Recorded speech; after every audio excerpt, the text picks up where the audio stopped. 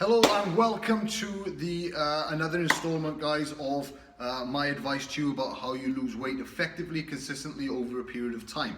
Okay, so far we've covered the importance of counting calories, why we count calories, how we count calories, and we've gone over briefly about how you work out the number of calories that you actually need in order to create a diet plan that's going to get you from A to B.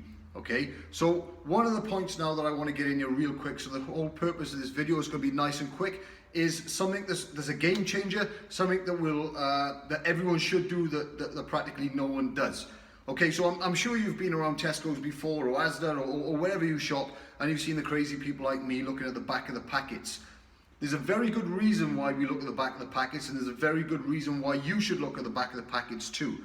Okay, so firstly, when I eat my food, when I cook my food, when I'm looking at the ingredients, I like to know the ingredients that's inside a product, and I like to know that it's not made in some kind of science lab. However, that's for a future date. So what we're going to cover today is probably the most effective part that you can look at the back of a package, and that's of the carbohydrate value. Now, we're not going to go into good carbs, bad carbs today, but what we are going to cover is the sugar element in terms of the carbohydrate value. So if you look at the back of any packet, now, one thing I want to get in here real quick, that's just come into my head right now, is the traffic light system on a packet. Do not believe what that says, okay? So the traffic light system on a package, some will be in a traffic light system that you will understand, red, amber, green. Some will all be a color. There is no legal requirement whatsoever for that traffic light system to be correct. Okay, so you could look at it and they could put it all green, even though that everything inside of it is really bad for you. Okay, so don't believe the traffic light system. So going back into what I was saying, at the back of the packet, it will say on the back, carbohydrates of which sugars. Okay, that's the only thing that I want you to concentrate on right now. Now, it's always the 100 gram mark per 100 grams that you are interested in. Because if we find the 100 gram mark, then it's easy to work out a percentage.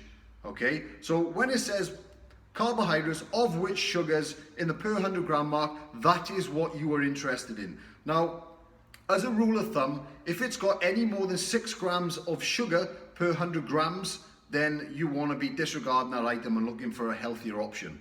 Okay, so I'll give you an example. 10 years ago, you could buy all brand from your supermarket, and of which, carbohydrates of which sugar would have been 0.5 grams. However, you go and buy your all brand today, the Good Makes, and you have a look carbohydrates of which sugar, and you're looking at 16 grams. So that 16 grams doesn't actually mean a lot, but it actually does, because it means that if you had a glass, 16% of that glass would be full of sugar.